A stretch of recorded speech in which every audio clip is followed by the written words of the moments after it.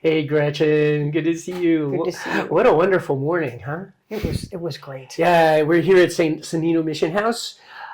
It's a welcoming space where we encourage small groups to come and do days of reflection. We do spiritual direction here, and we also really value conversation, community, comfort. And so today we actually had this wonderful reflection given to us by Father Joe Nazzle on people of the truth. And so we're just asking Gretchen to share some insights as to your experience here at Sonnino Mission House. You've got plenty of years, right? Yes, many years. Many years. 30 years as a companion. Yeah. I would liken it to what my parents used to call a filling station. A filling station. Oh, you come and you are filled with wonderful food, but even better spiritual food. Especially, many people find that in their local parish, and I do, but not to the extent that I would like. And so I come here and I feel heard. I feel like I can share my heart. And when I leave, I'm filled with spiritual gifts to go out and do what I'm called to do. When I was just thinking, I feel hope, joy. Most of all, for me, the most precious is some fortitude to go out. And you need to be filled before you can do that. And that's what Sandino Mission House does for me. Well, thank you very much. You're all of us. This is Sandino House. No, Father Joe. Sandino House, Father Joe, and myself, Father Dave. Yeah, that is definitely something that we want to do. I just want to also explain. You said you were a companion. The Missionaries of the Precious Blood have lay associates who live the spirituality of the Precious Blood, a charism of renewal, of reconciliation, of going and being with people and creating those spaces, not only here, but also taking what you experience here out there and creating circles of space where people can feel safe in your presence and in what you do. And I know that you worked with Spanish speaking, you've worked with refugees and immigrants. That's right. Yeah, That's so many right. things. And so Sonnino Mission House is one of those places where we can fill up our spiritual gas tank, so to speak. Yeah. And we really do. There is a special spirit here, I think, in my experience. People tell me about it all the time. You can feel it when you come in the door. Mm-hmm. You open the door and you can breathe. Maybe out there your breathing is a little tight, but you open the door here and you can breathe. You can breathe deeply. It's so true. It's so true. What I really liked about today, People of the Truth, is that we had a lot of new faces and intergenerational. Mostly faces I didn't recognize. Did you get to speak with some? Yes, I did. People? I did. And it was sharing your truth, which isn't easy these days. And I think that's what was presented by Father Joe. We live in a polarized society. But to have a place where you can talk about what has happened in your life and what has formed you. And some people spoke of coming out and what that experience was like and how they had left because of things they had spoken to certain priests about. They had left the church for 30, 40 years. Yeah. And then God found a way to call them back. Yeah. And this place calls people back. I think it's amazing how a small group of people, many new faces, and because we entered together and claimed this space as sacred, all people got to share their stories. Yes.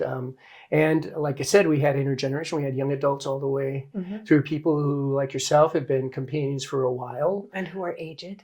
Oh, would you call yourself aged? I call myself aged. Ask my niece. They're speaking, yes, we are aged. I love that. I love that a lot. That's really good. That's really good. What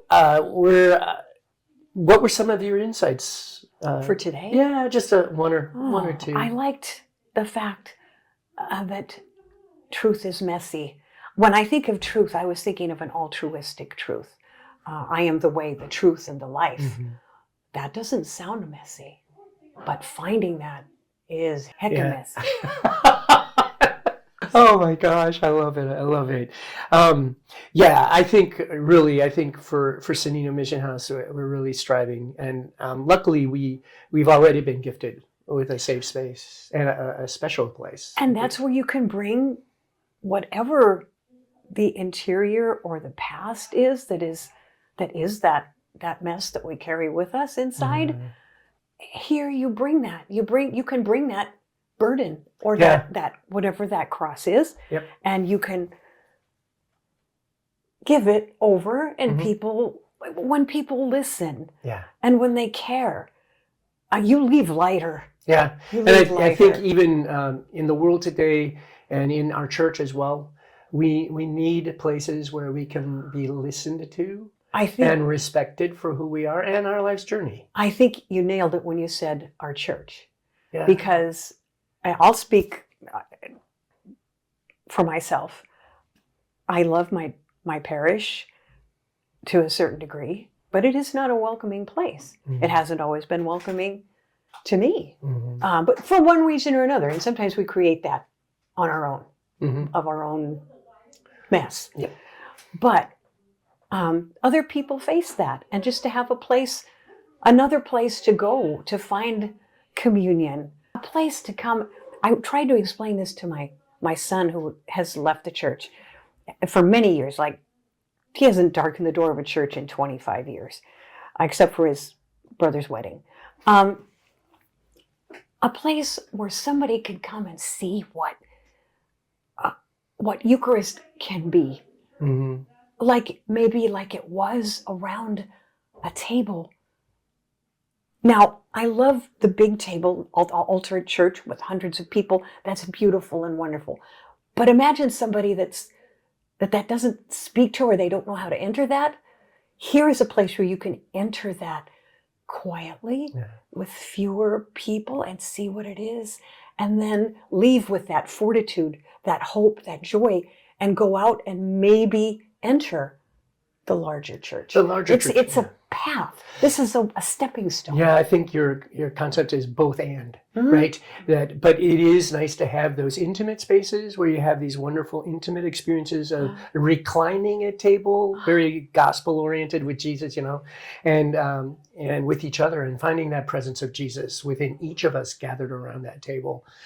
We need a both and. I think intimate experiences like what we offer here at Sonnino House on the first Wednesdays of the month, as well as our days of reflection, is a place where we can enter into a space where we're not judged, we're welcomed, and there's always an extra place at the table. Like today we had 3 extra people show up. And it was wonderful, but widen the circle. Widen the circle, because God doesn't have limits to his circle. God's circle is ever expanding. And there's rooms full of chairs here where we can go and get more. It's so true. It's so true. There's always another. They might not all match, but I don't think neither do all the rest of us. True. But yet we all find a place at the table. So thank you. You are so welcome. I'm going to stop right here, and I just want to thank you for the blessings that you are to the community and to the day that we had today. I hope that we can go forth and be the truth tellers that the world needs to. Amen. And like you just said, the both and. We're nourished in intimate circles so that we can go out and be truth tellers in the larger circles of our churches and of our communities, and most especially nowadays, speaking the truth in our nation. Amen. Amen. Amen.